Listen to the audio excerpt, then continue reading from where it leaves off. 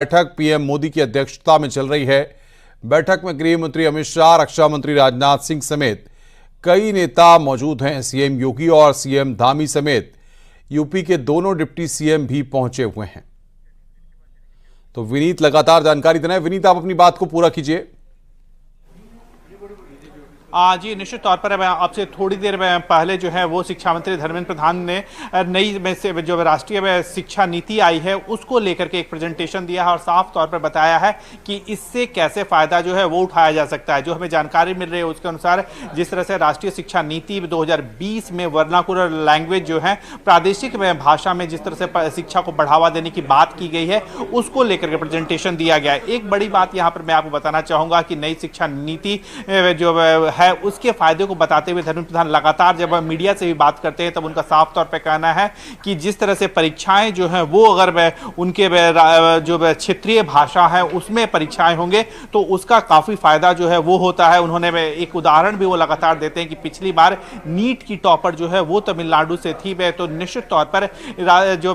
राष्ट्रीय शिक्षा नीति 2020 है उसको लेकर के धर्मेंद्र प्रधान ने प्रेजेंटेशन दिया है। इसके साथ ही साथ जो समापन भाषण है वो प्रधानमंत्री नरेंद्र मोदी का में है और हमें जो जानकारी मिल रही है उसके अनुसार अभी जो है वो समापन भाषण जो है वो प्रधानमंत्री नरेंद्र मोदी का हो रहा है जिसमें वो विभिन्न बात रखेंगे क्योंकि सरकारों के फायदे को जो है या सरकारों के अच्छे काम को जो है वो बताया जाता है, चाहे वो राज्य सरकारों के बेहतर काम के हो या अनोखे काम के हो उसके बारे में जानकारी दी जाती है या फिर अगर हम बात करें केंद्र सरकार के बेहतर कामकाज हो उसको लेकर के जानकारी दी जाती है। लेकिन उत्तर प्रदेश और उत्तराखंड के परिप्रेक्ष्य में बात करें तो इस बैठक में आज उत्तर प्रदेश और उत्तराखंड को लेकर क्या हुआ है, इस बारे में कोई अंदरूनी खबर मिल पा रही है?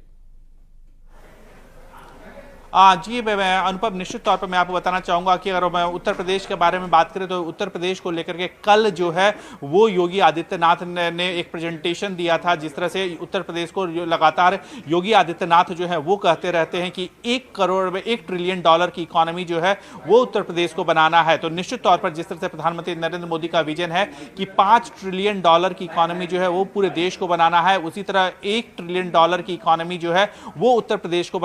कैसे बनाया जाए इसको लेकर के जानकारी जो है वो उन्होंने दी थी। एक और महत्वपूर्ण बात जिस तरह से वह उत्तर प्रदेश में विभिन्न प्रयोग किए गए, जिस तरह से 1 डिस्ट्रिक्ट 1 प्रोडक्ट की बात की गई उसको लेकर के भी उन्होंने अपने प्रेजेंटेशन में साफ तौर पे बात कही। इसके साथ ही साथ अनुपम मैं आपको बताना चाहूंगा कि जिस तरह से प्रधानमंत्री नरेंद्र मोदी हो वोकल फॉर लोकल की बात करते रहते हैं या फिर लगातार पूरे देश में सोलर पैनल बनाने की बात में की जाती हो या फिर एक पेड़ मां के नाम को लेकर के जिस तरह से प्रधानमंत्री नरेंद्र मोदी ने अभियान शुरू किया था और उसी को जिस तरह से उत्तर प्रदेश में लागू किया जा रहा हो उसको लेकर के चर्चा जो है वो की गई। एक और बड़ी बात यहां पर मैं आपको बताना चाहूंगा कि अगर हम उत्तराखंड के बारे में बात करें तो निश्चित तौर पर जिस तरह से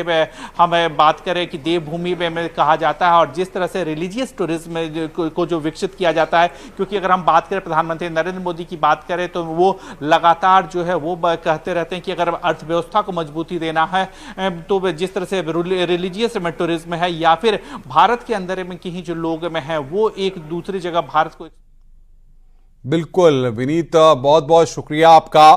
हमारे साथ जुड़ने के लिए। और विनीत विस्तार से उत्तर प्रदेश, उत्तराखंड और पिछले कई घंटों से जिस तरीके से बैठक जारी है उन तमाम मसलों पर